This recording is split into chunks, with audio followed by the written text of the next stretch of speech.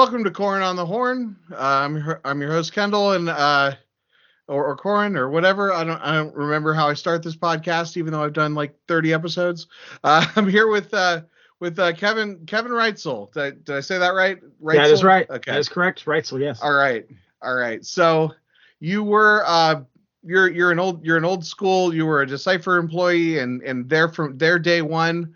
What's your Star Wars card origin story? Well, I started playing competitively with the Decipher games when they first came out, and I'm from Santa Barbara, California, and I'm back there now. I moved away for like 20 years, but a local store here in town was, of course, selling the Star Trek card game, and we immediately started a players group with that. And then as soon as Star Wars came out, we all jumped on that.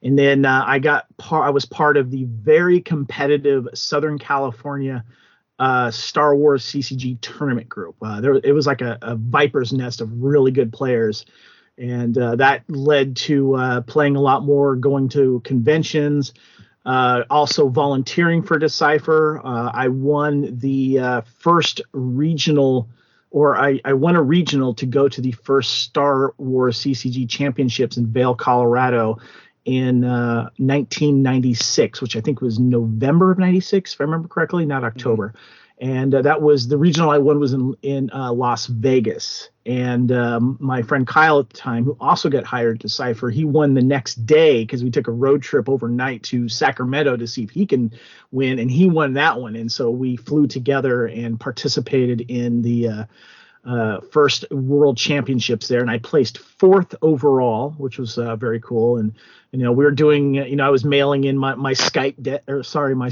decks, mm-hmm. and got some notification from that as well. And then eventually I was hired by Decipher. I did a lot of volunteer work for Decipher, of course, because I could teach both games, Star Trek and Star Wars at the time. And I got hired in December of 1999.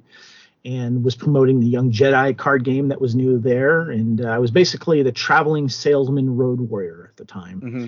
And went to a lot of conventions, a lot of retail stops around the U.S., a lot of traveling. It was great. Went to Canada, ended up going to the U.K., going to Germany for the big Spiel Essen Game Fair.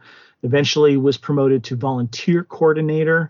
And then eventually promoted to convention coordinator as well. But that whole time I was part of the marketing team, which is what we did. And we also helped play test. And it was a lot of fun. Met a lot of wonderful people through that time. And I'll always cherish it. So when I talked to Jerry Darcy, you say you were involved in the marketing team. Mm-hmm. He let me know that the Decipher marketing team was behind designing the Austin Powers card game. Did you have any involvement in that? Yeah, it was Evan Lorenz, if I remember correctly. He and someone else started that, and then I helped play test it. And I know we threw in some suggestions and stuff like that because we were all fans of Austin Powers. And but I think Evan Lorenz was the one that was spearheading that. And of course, he was part of the marketing team with us as well. But we all threw in our ideas and had a great time play testing that game and promoting it too. I love that. I love that game. I mean, I've only played it a little bit, and I don't know how much depth it had as far as like being a 1990s Magic the Gathering style trading card game. But I feel like if it had come out now as like a self-contained, like either a deck building game or even just like a card game. Do you know the story behind that? Why Decipher got that license? I certainly don't know off the top of my head. There's a huge reason why Decipher got that license. Because Austin Powers at the time was owned by New Line Cinema. Okay. And Warren, who, of course, Warren Holland, the owner of the company, CEO, he wanted the Lord of the Rings license. And he didn't want to tip his hat to competitors, but he did he went to New Line saying, look, can we make a Austin Powers game? And he went he threw all of his cards in literally for this game and got the Felicity Shagwell Corvette. We toured with that. And he wanted to show New Line, look, we can promote this, we can do this. But more importantly, he built a relationship with those people and then eventually got the license for Lord of the Rings and the fan club and the role-playing game. So that's how you do business. That's cool. That's cool. Yeah, Of course, I don't know. the Austin Powers became a fixture on late night convention nights after the Star Yeah. Wars and Star Trek tournaments. You always would show up for the Austin Powers, sealed deck event, and it was so much fun. A lot of fun. Well, it's great. It's such a simple game, and you get to, and I mean the whole, if there's one thing that you should do in an Austin Powers card game, it's quote the Austin Powers movies. Of course. And that's the whole premise of the game. Yes. There's literally a card type called a freaking bone. Yeah. And one of the things that I was also in charge of during the convention appearances was I was the trivia master. I took it over from a fellow employee, Mark, and I kind of took the ball and ran with it. And so we did on all of our booths, we did these last man standing trivia contests where one answer was right, one answer was wrong, and you choose which side of the booth was correct. And then they would start gradually getting harder and harder. And I had trivia for Austin Powers, I had trivia for Star Trek, I had trivia for Star Wars. So depending on what we were doing at the time, I was doing these trivia contests. I wore a silly hat. It was a lot of fun to get people to the booth and to win some cool prizes. Cool. So you got into, I think before we started, you said you got into playtesting with the Jabba's Palace expansion. Yes. What was playtesting like in that era? That was a lot of fun because I was obviously a volunteer for Decipher at the time, and my friend Kyle at the time, he was also a volunteer before he got hired. And we had such a great group of players that were really, really good that Decipher reached out to us saying, hey, can you play test this upcoming set? And it was the Jabba's Palace set. And you have to understand there were so many new creatures and aliens in that set, and a lot of them didn't have names as well. And so they were trying to find, what can we do with these? What can we do with the creature attacks? What can we do with all these aliens? And balancing the whole thing. And so basically what they did was they would, I think at the time they sent us black and white copies of what some of the cards, some of them didn't have images at the time too. And some of them had names of the characters, and we would cut them all out, throw them in our card sleeves, and they would ask us, try different deck types, try creatures one, try, the Court of the Vile Gangster, an early version of that, and all these other things. And I remember there's this card called Little Fishies that Jabba the Hutt would get some bonus things from, but it never came out that way. But and so we had to, work on these new Tatooine locations and stuff like that. So they gave us some direction through email, and then we would take that. And the fun thing about it is we would plan a full weekend of playtesting at someone's house locally here in town. And they had this throughout the country with other playtesters as well. They would say, hey, and during that weekend too, the designers would also be doing a playtesting weekend, because at the time Decipher had this different house that was a few blocks away that the designers and creators could go to and do playtesting weekends, and they would do all of their playtesting separate from the office.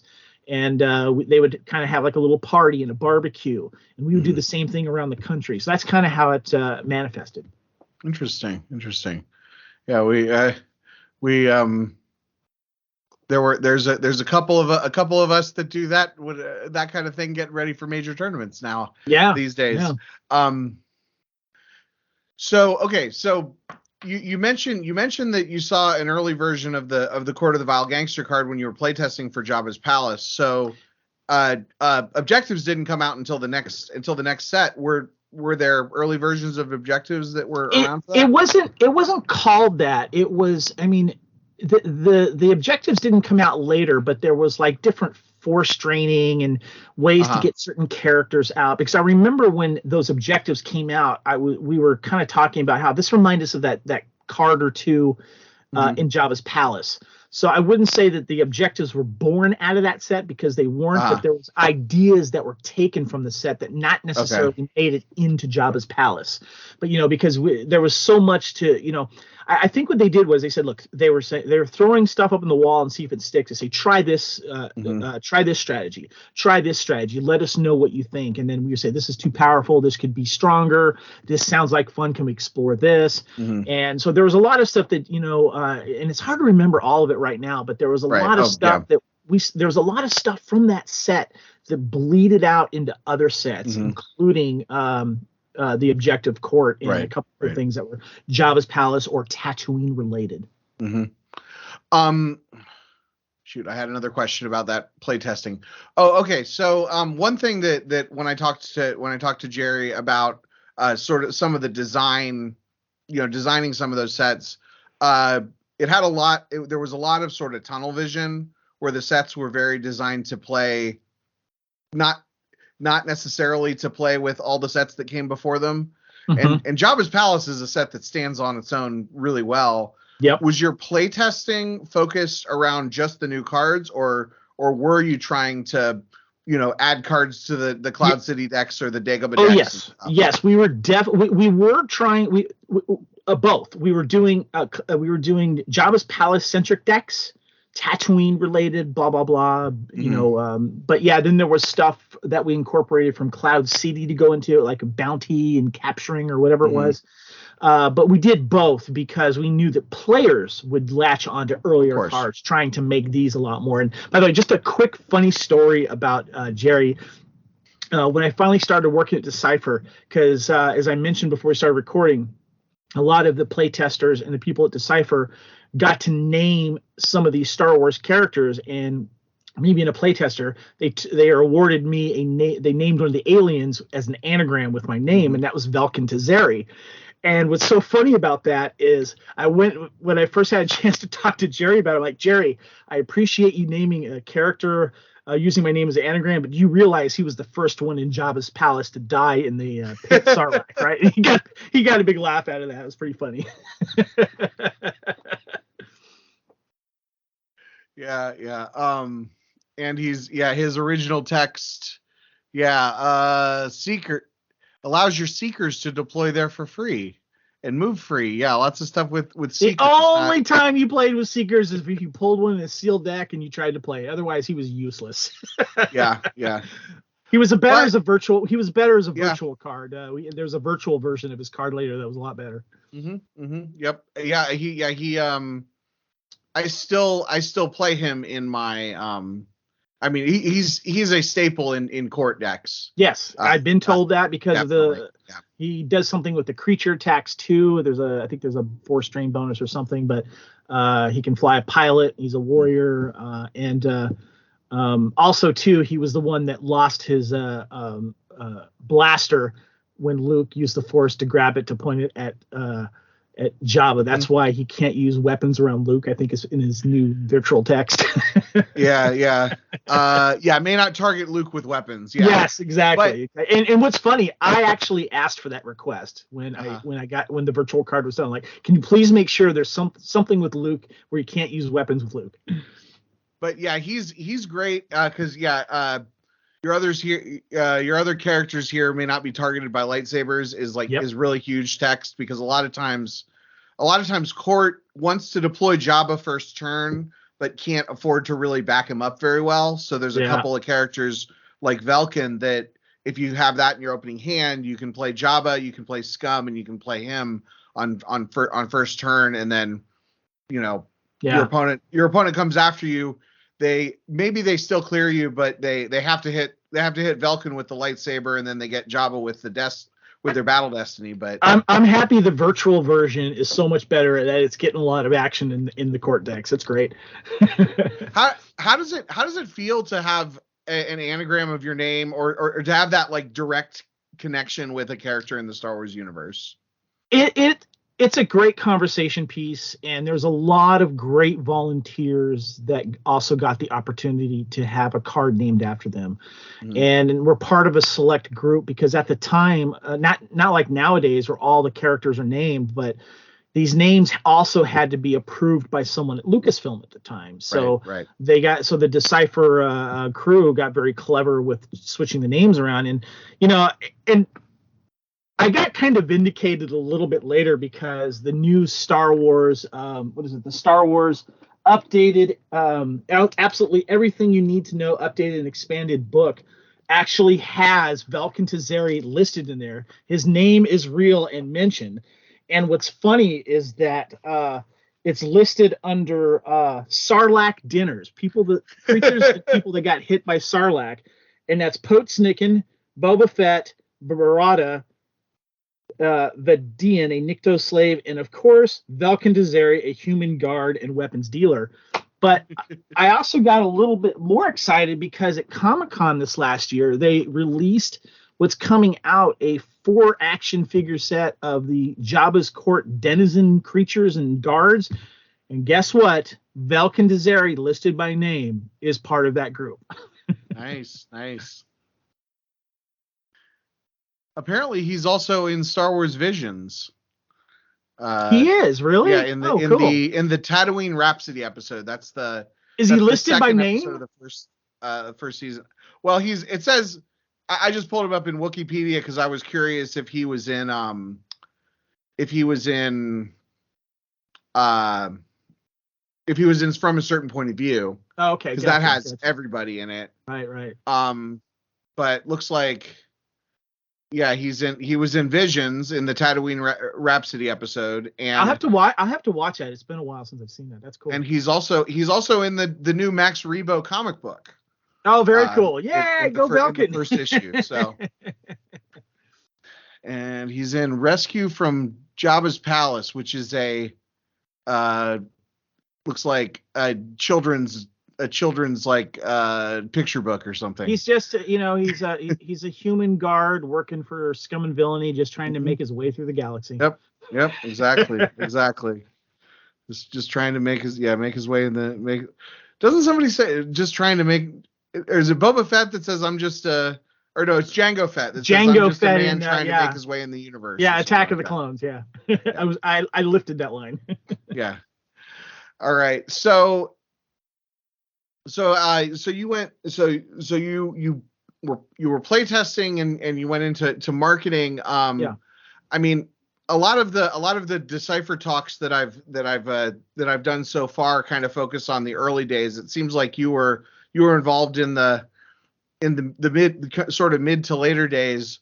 Yeah, when Decipher really started ramping things up, because 99, of course, Star Wars and the Star Trek CCG games were in its prime, and then of course you had the new movies coming out with Young Jedi, and we knew in a matter of time that the Star Wars CCG would start touching on those as well. So I got in right at the right time. Mm-hmm. So when so I guess. But in some ways you got in at the right time, but also there was a timeline on the license. If you're talking about 99 into 2000, and I don't want to dwell too much on that stuff, but that is kind of part of the story. When was the writing on the wall that the days were numbered for the Star Wars license? Definitely not 99, 2000, 2001. At least I didn't catch that. Mm-hmm. I would say when, well, the way that it worked was when, I want to say maybe around 2002, maybe. I don't know. I'm trying to remember, but what it was that, Wizards of the Coast at the time was owned by Lucasfilm, or they had like a major stock. Was owned by Wizards of the Coast. Owned by Hasbro. Hasbro, and Hasbro had a relationship with Lucasfilm. Exactly. That's what I meant to say. Correct. And so there was a relationship with Hasbro, and no matter what Decipher could have done, no matter how much money they could have thrown, the license when it was up for renewal, and I don't remember exactly what year that was. Yeah, it was end of 2001. Okay, yeah, there you go. Yeah. So we knew that, okay, this is probably going to be a problem. That this was not going to happen because no matter what happened, they wanted to keep it in family, basically. And that's when, of course, Wizards of the Coast came out with their dice rolling version of Star Wars collectible card game, and we know what happened with that. So there was a time frame that Decipher had to basically release what they could of any Star Wars CCG product. Mm-hmm. I don't remember. I know the license was up at a certain time, but I think there was still time after that they could still sell it. But they had to, the production of it either had to stop or so. I couldn't remember all the details, but yeah, I mean, once that license question was up in the air, I would say definitely 2002, Mm-hmm. So Yeah. Yeah. So, which is why as you started getting all the real powerful cards coming out. right. Although I think sometimes those later sets get a little bit more criticism than they deserve. I think that I mean there were some powerful cards, don't get me wrong, but let me put it to you this way. A lot of people were upset because they were called it the Decipher cash grab. Mm-hmm. And let me tell you something. If you're on the other side of the fence and you have a company, what are you going to do? You got to make some money. And so I understand being on that side of the fence, why Decipher made those decisions. Yes, maybe they were expensive. Yes, they were powerful. But I don't know about you. That was some of the best card game playing I had. Some of the best cards that came out. Reflections, all the reflections cards, all, everything. There's a few that I didn't care for, of course, but most of it I loved, especially the expanded edition. That's one of my favorite sets right there, is the expanded edition, because I'm a huge fan of the expanded universe. But as a business decision and being on the marketing side, I thought that was the best thing to do. Okay. Still stand by that. So from your perspective as a Decipher employee at that time, I mean, obviously Star Wars is not their only property, but it was a big, it was a big part of their identity of the company. Were you concerned about your livelihood or the longevity of the company? Not knowing what was happening behind the scenes, of course, with the was it the higher up that was embezzling from the company. I'm just going to go out and say it. We didn't know that was happening at the time, but we knew that Decipher was trying to make changes. We knew Decipher was trying to get new licenses. So I didn't foresee being laid off with like 20 other people at the time that it happened, because we thought that a Decipher would be going into other games. But I, of course, at the time didn't know the financial difficulties that the company was going through because of the embezzling that was happening behind the scenes, unfortunately, which is a crappy thing to happen, because, I know Warren, as a person at the time, and I know this hurt him deeply, and he really loved the company. He loved the people that he was working with. And unfortunately, that came from underneath his nose. And when he found out, one thing led to another. And so a lot of good people lost their jobs that day, in continuation from it, because there were so many great creative minds, both of the game makers and the game promoters. It was we busted our ass, working at, and being able to work with all the volunteers too that helped grow that company, that affected their lives as well. If you think about it. Yeah. I did a little. Again, I don't want to dwell too much on the negative, but you're an opportunity to kind of talk to somebody who has a little bit more insight on that. If you have any questions, feel free. I won't hide anything. I did a little bit of research on the embezzling and stuff a few months ago, and I thought Warren, in one of his statements, Warren made the point. He said, the embezzlement, I'm not going to say that it was the cause of all of Decipher's problems, but if Decipher had those, I forget what the number was, but it was like a couple $1 million. It's like there's a lot of problems that $1 million can fix. So it's really too bad about that. I guess so post license, you were around,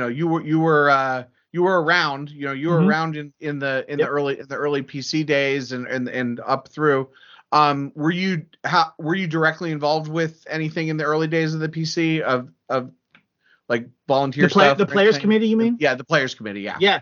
I remember. I remember we invited some people to Decipher to kind of work that out. I remember Jim Colson was one of the leads on that. And I always, when asked, I would, contribute. But being part of Decipher, though, we had to pull away from it as employees. We had to let them handle it. But whatever, we did send them like a bunch of prize support and whatever that we could. And so it was one of those things. We wanted to make sure that they were set up and they could take the ball and run with it. But because I was an employee at the time, and we were asked to, not, continue doing what we could. We donated a bunch of stuff to them, and we gave them suggestions. And then after I stopped working with Decipher, I became a fan and kept playing the game, and I didn't. I remember a little bit in Atlanta when I was living there. We did some play testing on some of the virtual cards. I wasn't the lead on that. A couple of the guys locally that were really good players. We had some play testing that we would do with some of the virtual cards, and that was fun because it was reminding me of the good times I had when we were play testing the earlier cards and stuff like that. Because I got to give it to the PC group. They've done a wonderful job of keeping this game alive, and I will always be forever grateful to the players community for keeping it going. And I know there's been some issues with some of the cards and stuff like that, but what game doesn't? I mean, Magic will say, let's just ban it, But I will always be forever grateful to the players committee for keeping it going. And I love the fact that there's still world championships and there's still a competitive field. I'm not part of that anymore because I have other interests, and podcasting has kept me very, very busy, along with my costuming fun and everything and other nerdy things that I do. What podcasts do you do?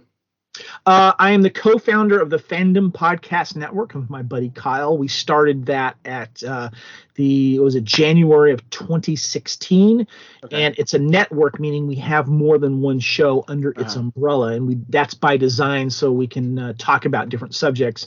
And we have an ongoing Star Wars podcast that our friends run. We have a Star Trek podcast. I do a Blood of Kings Highlander podcast. I do a hair metal podcast.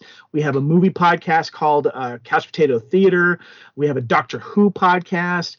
We have a little bit of everything. We're really, really excited about it. And we've been doing it since 2016. And we've worked with a bunch of wonderful people, people that we finally have met in person. Some we haven't met in person. But this, just like Star Wars and its volunteers, it's created a separate family that we've reached out to. I have friends in England. I have friends in Germany because of Star Wars and podcasting, in Australia. And I've stayed on their couches when I've traveled. And that's one of my favorite things about being part of Decipher is the volunteers and the people that I still stay in contact with because of that time. Yeah, I know exactly what you're talking about. I've met a lot of people over my various podcasting stuff. I've been involved in networks. I sort of have my own network, but it's really just like my, it's all of my different shows are on my, are in one place. But yeah, I've worked with networks as well. And YouTube has been a game changer for us. We release all of our shows on YouTube now. Okay. Because now that YouTube is also, we can release audio podcasts. We did early in the game, but now we also do video because we include slideshows of the topics that we're talking about. So it's a visual medium right now, and that's been a lot of fun connecting through people from YouTube as well. Yeah. So make sure you check out the Fandom Podcast Network on YouTube and definitely. your podcast catcher. Right.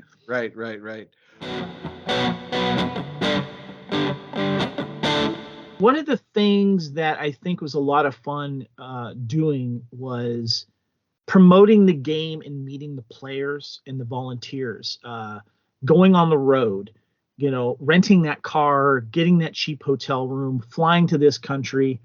And remember, at this time, brick and mortar stores were very, very important to the business. Right now, everything's online. And so it was about, during this time, ordering stuff online was starting to become a thing, and was starting to hurt some of the brick and mortar stores. And so Decipher was very adamant about supporting those stores, going there in person, bringing some promotional stuff that you can only get at this visit. Like when we did Lord of the Rings, we had the Black Rider tour. We had these cool matching leather jackets that said Black Rider on it, and we had these special foil cards, the Black Rider cards that you could only get at these events. So we did a lot of things like that. We gave them special promotional material because we knew the lifeblood for Decipher was selling these cards and getting people to play the games in the stores and supporting the stores of doing that. That's one of the things that is overlooked a lot when Decipher Star Wars games and Star Trek games are talked about, is all of the hard work that we did, but more importantly, the volunteers and all of the money that the people, the fans spent going to the conventions, organizing their time on the booth and all the fun events that we had, the after-hour tournaments that we used to have. There was a game, I don't know if you know this, but there was a game called the Secret Squirrel Tournament. Did you ever hear about this? Yeah. We used to do Secret Squirrels. I believe my buddy Kyle started that. It was basically just throw in light and dark cards and do a sealed deck. Yep. All of these things came about afterwards. These little things like that, and going to Germany for the Essen Game Fair and visiting those distributors, those volunteers, and those people that worked hard promoting the games over there, trying to, make their businesses work as well. A lot of that on the other side of the wall is not really seen by the fans because they're, yes, they'll talk about the new sets that have come out. They might complain about some of the gameplay, but they may not understand how the business works in general, the relationships that you have to work with distributors and, Scry magazine and Wizard magazine and all this type of stuff and working with these promotions. And I'll tell you this right now, 9/11 was a big deal. It affected a lot for us. We had a business meeting planned for the morning of 9/11, and I was going to be part of this meeting because I was working for Decipher in the marketing thing. And I don't remember the name of the company, but they were the people that would set up these video advertisements and promotional spots for all these arcades throughout the world, throughout the United States. We had a meeting with them to discuss planning on getting Decipher into those type of retail places. And it was canceled because 9/11, and we were forced to go home because we were near a government building in a military town, Norfolk, Virginia. I had a volunteer call me from Staten Island, I think it was, New York, as the second tower was getting hit and burning down. Oh, wow. These are the little things that don't get out there, but they're memorable. And we had a lot of people we were worried about in New York when that happened. But there's a lot of stuff that affected Decipher. We didn't go to the Spiel Essen Game Fair because travel was restricted at that time. Obviously, we were going to be going in October. That happened in September. That was canceled. And so we had to kind of rethink and change some things. And we were a family there. We were tight. We went over to people's houses and watched 24 every Monday night. We had barbecues together. We had a softball club. There's a lot of things that we did there that was a lot of fun that felt like a family. Were you involved at all in the decision to cancel Worlds after 9/11? That I'm trying to remember how that went because I don't remember all the details. I know I wanted to have it, but I understood why it wasn't probably a good idea at the time. It wasn't just a financial thing. It was kind of a healing thing as well. Because you have to understand too, we were in a military town. Norfolk, Virginia is a huge military town, and we were affected by that. There was a lot of closures that were happening. And so, and at the time, of course, we were, doing Worlds in and around Decipher. It was more fun that way, but also it was cost cutting as well. It was a business decision on that way. But it was fun to have people come to Decipher, and we had tours of Decipher as well and do stuff with the employees and everything like that. But to me, I think that decision was I think they took our advice, but in the end, I think that was Warren and his close advisors at the time. So. What was the feeling from the Decipher standpoint when after Worlds was canceled, Deck Tech held Freedom Con and essentially did Worlds anyway? You know what? I was fine with that personally because I'm glad that there was something that happened, and it was a very patriotic time. Everyone came together in the country. And I thought it was a great idea personally, and I don't remember any people having issue with it at Decipher. Okay. I do remember, that I don't know if we sent prize support or what. I can't remember if that was a thing. If people did have a problem with it, I don't remember it. Okay. I mean, I guess it's just one you respect other people's decisions. I'm glad someone did it. And especially looking in retrospect, people were itching to play and compete, and people were coming together because of what happened in 9/11. Mm-hmm. Yeah, and that was Bastion's first world championship, and he's won 2 more since then. That's right, wasn't it? Yeah. That's cool. Wow. One of my favorite moments in an interview was when I interviewed Bastion and I asked him what decks he played at that event, and he couldn't remember. They're up somewhere, I'm sure. Yeah. It's like I won. I was you win so many world it's like Forrest Gump, and so I played in Worlds again and won, and I was the world champion again. Right. All right. He's a legend. He's a legend in the game. Yeah. He's a good dude. So I have a couple questions that I put out on the Slack. I don't know. Let's see. So we talked a little bit about you being named after a card. When did you find out that you were going to have a card named after you, and what was your initial reaction? Oh, okay. So we did the play testing. I want to say it was just prior to the release.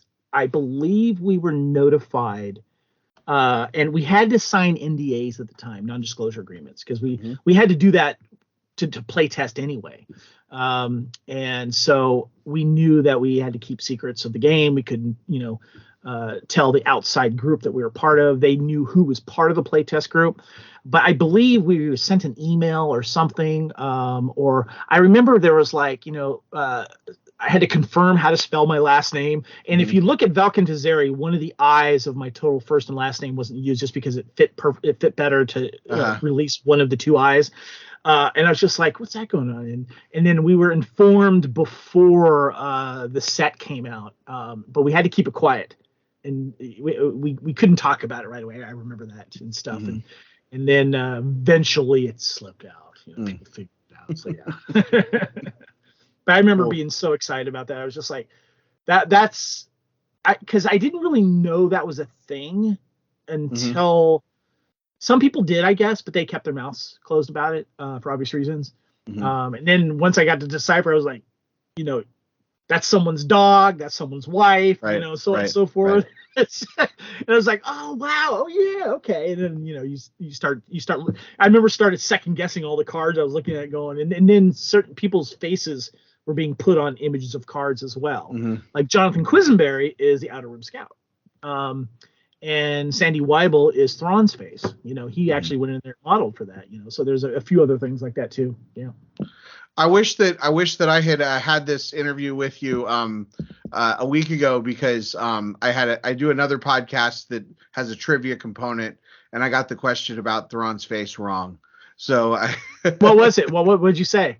Well, I thought that was that Thrawn was Tim Zahn, but that's Talon Card. Yep. Is Tim Zahn. Yeah, he did Talon Card. Yeah. So yeah. Hopefully I released the episodes in the right order, so that's not a spoiler. Kendrick Summers was one of the operatives. There's a list online that lets you know what's what, like, whose face was kind of used for what. What my face was used for remember the Wars TCG that came out after the Decipher license. Several employees' faces were used for some of those characters. Cool. Then I think I have a question for Scott. Let's see. Yeah, so Scott Langrell, the good dude, Mr. Everyone's Ramapokon. Favorite person. Yep. Yes, he says that he invited you to Ramapokon. I wanted me to ask you about that. Oh my God. Okay, I actually don't even know what that is. So okay, this was really, really cool. All right, so there was a couple of events. One of them was promoted like Ramapokon, and there was another one that wasn't. That was really, really cool. Let me talk about Ramapokon. So this was Ramapokon 2. Was it 2000? I think it was 2001. I can't remember. And basically, they've been running this convention this whole time, and Scott, of course. I think he might have been a playtester. I forget. Forgive me if I Scott for not remembering that. But he was really great at promoting Decipher, and he had this convention that got basically the best of the best on the East Coast. I'm just going to say this right now. Team Albany, one of the best group of players I've ever met and played against. I got my ass handed to me there. But we wanted to support these guys. So me, Dan Bojanowski, Justin Pakes, I think that was it. We took a bunch of prizes up there, uncut sheets, bunch of product, and we went up there as a road trip. And we stayed, and Decipher let us stay up there in a hotel, and did the whole weekend, and it was so much fun. Scott did a great job organizing it. It was my first time meeting some of the players as well, and I think, was it Jonathan Chu? Is he the one that won that? I think it was. I can't. He's in the pictures. Yeah. I recognized him. Yeah, and so I took a lot of pictures, and eventually during the pandemic, I scanned over like 2,000 real, like physical pictures I had in boxes, and a lot of them were with Decipher. And then all of a sudden, these RamapoCon pictures came up, and I know some of those pictures belong to other people. I've collected them throughout the years, and Scott did a great job organizing that. I got to meet a lot of great people there as well, and a lot of them were volunteers too. So I reconnected with them whenever I went on road trips. But there was another tournament that Decipher supported that wasn't really on the radar, and it was a local tournament in and around Virginia Beach / Norfolk, because they're right next to each other. There was a super sealed deck tournament that was run by Mark Schaefer, who was one of our early Red Squadron or Gold Squadron members and volunteer. He also has a card named after him, by the way. And me and Kendrick and a few other people who are huge fans of sealed deck tournaments, we took a buttload of sealed deck tournaments, and we would have the super sealed deck event at his house like once a year. And we would, like, whatever we could have, we would throw in there. We would make 60 card sealed decks with all of these best cards from all of these things. And it was so much fun. Cool. And the one other question I have is from Mr. Anthony Howard. He says, who's your favorite SWCCG fantasy football opponent, and why is it Batmouse? Anthony Howard, longtime Star Wars fan, friend, and he lives in I think it's in the LA area. And he's been part of my ESPN trophy league for many. He was one of the earlier guys in there, and he's actually won the trophy once. I have hosted this fantasy league for a very long time, and I have yet to win the damn thing. My buddy Bob has like 2 or 3 trophies. My buddy Jennifer, who's in there, she has 2 trophies. I can't seem to win my own league to save my life, man. All right. Well, I'm gonna put you through this final gauntlet of questions. So is this like a surefire round or something like that? Yeah. My James Lipton Inside the Actors Studio Pivo questionnaire. Gotcha. Let's do this. This sounds like fun. So interpret the questions however you want. They are adapted from James Lipton, so some of them don't make perfect sense. Just they mirror each other. So if I say, like, what's the thing you like, don't say what's the thing I don't like. Okay. So first, what is your favorite card? My favorite card. Oh God, I've gone back and forth on this. For a while, it was the Outer Rim Scout because you could put that card in anything. But I'm going to go with Darth Vader, Dark Lord of the Sith, Mr. Choki. He's a good card. My opinion has changed over the years, but recently that's always been my favorite. He's a great image. He does something like iconic and wish fulfillment-y. Like he's everything that a card should be. Yep, exactly. What is your least favorite card? The numbers. The insert cards. Okay. I've hated the insert numbers cards since day one. Not a fan of those. You are not the only one. Yeah. What types of cards stimulate your creativity? That's a good question. You know, the Hunt Down and Destroy the Jedi deck, because there's just so many variants that you could use, and I've always liked the light side ground pounder decks, whether it was Tatooine or something like that, because they were a lot of fun to kind of mix and match with, Obi-Wan and stuff like that. But Yeah, I guess those Okay. are always some of my favorites. I in the first World Finals, no one was playing Light Side Space, and that's how I was able to advance. I played Light Side Space with a bunch of spies. Seems good. What types of cards just make you want to quit the game? Operative decks, numbers decks. Yeah, that was it. Those were what do you call those? Negative play. Negative play experience. Yeah. Yes, NPEs. Yes. Yep. What is your favorite Star Wars like term or phrase? Oh gosh, that's a good one. Jeez. Meta. Okay. Meta was used so much. Meta. Yeah. Oh, that's Okay. so meta. Meta. Yeah. What opponent's deck do you love to see? Ooh. I'm gonna go with Hunt Down and Destroy the Jedi, because I like to see which way they're going and which way they're playing. You pretty much know it's going to be an interactive game if they're playing. Yes, which is why I like that. For I guess for light side I can't. Kind of tough to say right now, but yeah, definitely Hunt Down and Destroy the Jedi. That's always been my favorite objective. What opponent's deck do you hate to see? Operatives. I don't know if people are still playing seeing that. The theme. Yeah, no, they are definitely not. The best thing to come out of Operatives is they make good backing cards for virtual cards. That's true, yes. What Star Wars job would you want to try? In the Star Wars universe, you're saying? People interpret this question every way you could possibly think. Some people interpret it in universe. Some people are talking about it in our universe. Some people think of it as making Star Wars films, or some people think of it as making the Star Wars game. However you want to interpret it. In the real world, I would love to be part of the creative process at Lucasfilm for Star Wars going forward, because I don't feel they've had a voice for the ear of the fan, and I would like to be that. One of my favorite jobs that I saw someone do perfectly was Steve Sansweet when he was the fan ambassador for many, many years for Lucasfilm. There was, I'm drawing a blank, but there's another guy that had a similar job to that I'm totally drawing a blank on his name, that I also liked what he did, but right. And then the opposite. What Star Wars job would you want to avoid?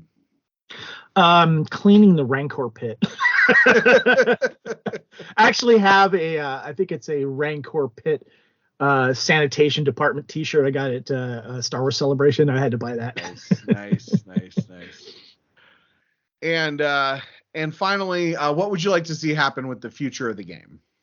I want to see it keep going. I want to see the players community keep doing what they're doing, because what they're doing is keeping the cards relevant. They're keeping them. If you look at the price of cards right now, a lot of it has to do with the fact of what they're doing, because they're making the cards still playable. They're still keeping that universe alive. People that I remember as kids learning this game now have kids teaching them this game. I mean, I want to see that, because I don't want people to forget this time of Decipher and what it meant for so many people. And I hope that it lives on. Well, thanks a lot. Any final thoughts? Any final anecdotes? Any last chance for something I should have asked about? Well, I just want to thank you, Kendall, for giving me this platform, and I appreciate you doing this, because I think that there's a lot of people out there that really don't know kind of behind the scenes or other people's stories. So I appreciate you doing that. I listened to the Chuck Kallenbach one. That was a great interview. I spent a lot of time with Chuck back in the day, and his son, Brian, and those are good people right there. And I appreciate what you're doing.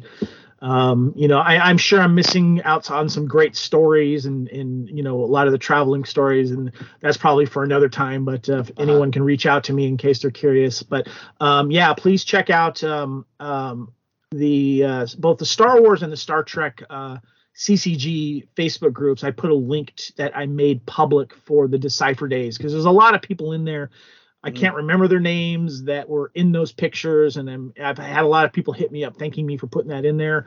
I tried, if you have pictures that aren't in there, please send them to me, because I'd like to add them to that public album, because it was a good time for a lot of people, and I'm trying to keep those memories alive with these pictures. Is the least I can do.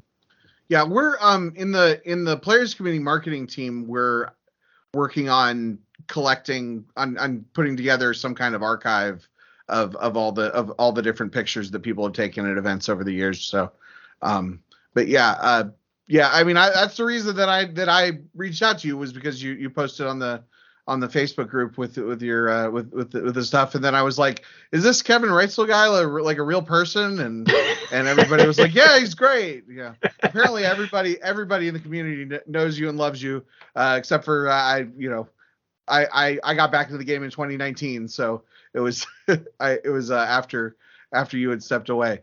But thanks a lot for coming on. It is always great to have the perspective of somebody who was really there, and somebody who, I can tell that even though these are great stories, they're not stories that you've necessarily told on 17 different podcasts or anything.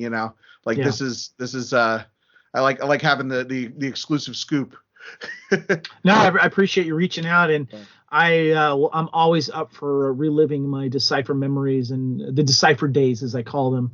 Right. And like I said, I have couches and bedrooms that I can sleep in when I go overseas, because I'm friends with those people, and I've maintained relationships with those people. And it's because of Decipher that allowed me to be able to do that. And I'll always be forever grateful for my time there.